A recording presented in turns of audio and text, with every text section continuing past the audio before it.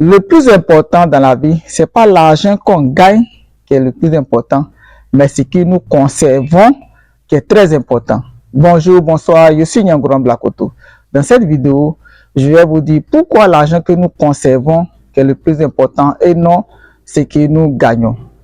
Lorsque vous êtes un fonctionnaire ou un employé dans une société, vous travaillez à la fonction publique, à la fin du mois, vous avez votre paye. Vous avez l'argent que l'État vous verse ou bien votre entreprise vous verse. Cette somme-là est destinée à payer les frais de l'hôpital, de votre maison, de vos nourrir. Est-ce que vous voyez? Donc, on vous donne cette somme pour vos dépenses, pour votre charge.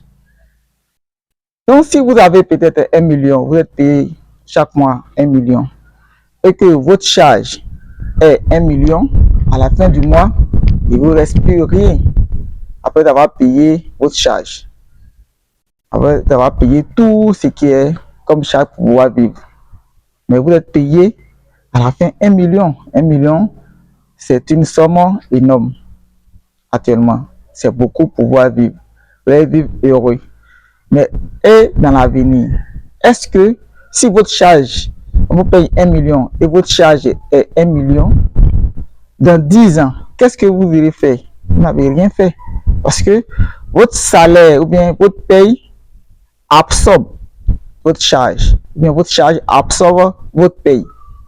Ça veut dire qu'à la fin du mois, lorsqu'on fait le bilan, il y a 0 dedans, il y a 0 franc. Est-ce que vous comprenez? Les gens vous envient parce que vous avez un salaire énorme, vous dormez dans une grosse villa, vous avez des belles voitures, mais à la fin du mois, vous n'avez rien dans votre bilan parce que votre paye égale votre charge. Est-ce que vous voyez? C'est ce qu'il disait que c'est pas la paye qui est importante, mais c'est ce que vous conservez qui est très important. Ok? À côté de vous, il y a une personne qui est payée peut-être 200 000, mais cette personne arrive à économiser 50 000 francs. Ok? Il a 200 000 le mois, il arrive à épargner 50 000 francs.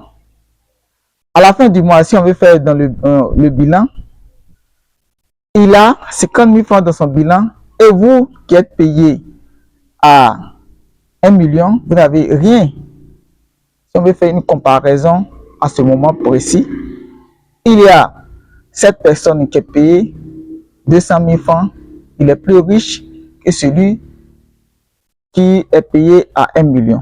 Pourquoi? Parce que si on fait une comparaison au niveau du bilan, lui il a 50 000 francs, vous avez 0. Vous allez me dire que lui il a une voiture, peut-être vous n'en avez pas. Ce qui est plus important lorsque on veut avoir l'indépendance financière, c'est ce que nous conservons qui est le plus important et non ce que nous avons. Parce que si vous avez un salaire très élevé et que vous n'arrivez pas à épargner, vous ne serez jamais financièrement indépendant. Parce que le jour où vous arrêtez de travailler, vous n'avez pas d'économie.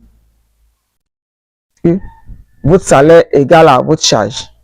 Et la personne qui est moins payée, elle arrive à faire 50 000 francs d'épargne chaque mois.